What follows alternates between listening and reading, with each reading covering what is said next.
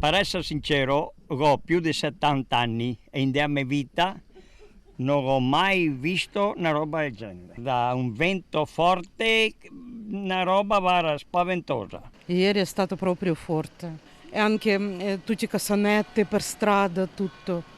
Un tardo pomeriggio così nella zona dell'Asolano non si viveva da tempo. Dopo la grandine dei giorni scorsi che ha interessato soprattutto i colli, è stata la volta di un vento tanto forte quanto inedito per potenza e durata. È venuto su un colpo d'aria da sud-est, così da sud verso est, e ho visto partire tutto qua, è partito tutti i tavoli, tutto l'ombrellone.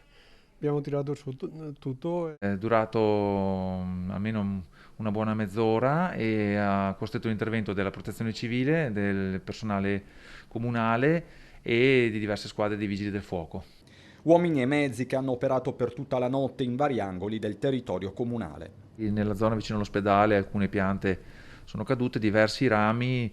Nella zona del Cavescovo sono state rimosse stamattina alcune piante e anche nelle frazioni Villa d'Asolo, Lauro e anche a Pagnano. A Villa d'Asolo scoperchiato parzialmente il tetto della chiesa parrocchiale, interessati anche gli interni e l'organo, decine i residenti che si sono subito messi a disposizione ripulendo l'edificio di culto e il centro, supportando così alpini, volontari e pompieri. Ho visto tanti pompieri c'erano e anche volontari che mettevano a posto, sì, in poco tempo hanno sistemato tutto quanto bene.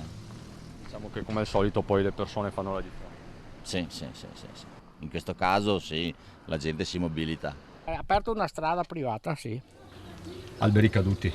Di tutto, ramaglie, rami, nessun danno, persone e cose, però tanti malani, tanto da lavorare. Attimi di paura anche all'ingresso di Caerano San Marco, a poche decine di metri da Villa Benzi, dove un albero è caduto a bordo strada. L'area è stata subito messa in sicurezza e anche qui l'intervento in tempi record dei vigili del fuoco ha fatto rientrare la situazione in breve tempo.